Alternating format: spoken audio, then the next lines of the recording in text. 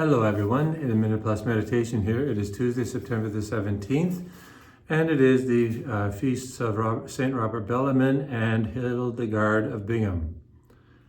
Continue with 1 Corinthians, now we're in chapter 12. Just as the body is one and has many members, and all the members of the body, though many, are one body, so it is with Christ. For in the one Spirit we were all baptized into one body, Jews or Greeks, slaves or free, and we are all made to drink of one Spirit. Indeed, the body does not consist of one member, but of many members. So he's talking about a unity and plurality here. There's diversity and unity and unity and diversity.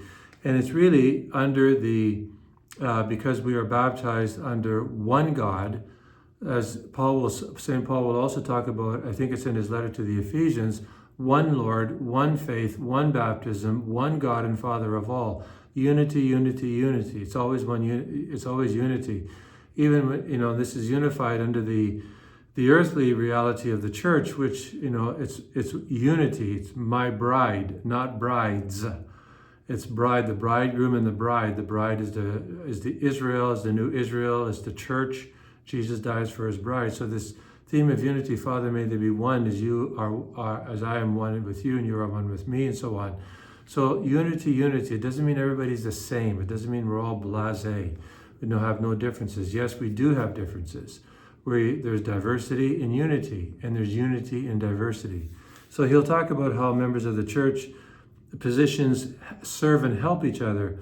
Are all apostles, are all prophets, are all teachers, are all work miracles, but strive for the greater gifts, and it leaves off at that, and we know what's coming. It's about, in fact, all of these gifts, whoever they're possessed by, they're all meant to serve the other. No one is greater in terms of dignity than the other. Some are called to higher levels of service. So we call the Pope the servant of the servants of God. So he's the one who serves everybody with his whole life. Okay, again, so much there, but I'll leave it at that. Lots of things to reflect on. Okay, now we come to Luke chapter 7. Jesus went to a town called Nain.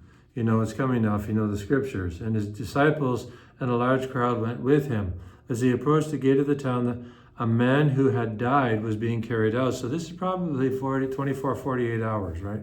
Could be longer, but they buried pretty quick in those days. But he was his mother's only son. Little type here, Mary and Jesus. And she was a widow, as Mary was, because Joseph had died. And with her was a large crowd from the town. When the Lord saw her, he had compassion for her and said to her, "Do not weep." Then he goes to the pallet. Now, nobody would touch the pallet, make them unclean. You can't touch a corpse. But you see, with Jesus, everything that he touches is made clean, except that which refuses to be made clean, like the demons, but he doesn't touch them. They don't want him to touch them. But everything else Jesus touches is clean, or everyone who touches Jesus with faith is made clean. The woman with the hemorrhage, the blind, the deaf, the dumb, and so on. So Jesus says, "Young man, I say to you, arise." That's all he has to do. It's, we take this for granted. We've heard it so often. "Young man, I say to you," he's dead. We had every surgeon, every specialist there working on him, trying to revive. He's dead. They let it go. It's a corpse, not he is a corpse. It's a corpse. His soul is gone. It's not waiting around saying, "Oh, I wonder when the Messiah is going to come along." No, he's dead. His soul has left his body. Where is it? It's in limbo of the fathers. Who knows? Purgatory could be. I doubt, and not in heaven. So Jesus is actually just with the simple words, "Young man, I say to you, arise." This is the power of creation. Jesus has the power of creation. If this man's corpse had been rotting flesh, Jesus could have said, "Man, arise." And everything would have instantly regenerated. Like, this is the power of creation. It's the power of God. And that's sort of there at a high level, but when it comes to you and me, ask Jesus to help you with, what you're struggling with. It may be a long time that you have to work with God Because, maybe if he cures you too quickly, you won't take it seriously. You won't appreciate it. You won't realize how blessed you are. So God has his own reasons why some things take a long time. But it may be an instantaneous cure. The point is, that we keep asking God to help us overcome these things that we're addicted to, we have a problem with, we're trying to overcome a bad habit, all this kind of stuff. If two people were going through a difficult time in marriage, and even one of them, although it's much better, of course, if it's two, but each of them sincerely prayed from their heart, that God would help them overcome their difficulties, the marriage wouldn't break up.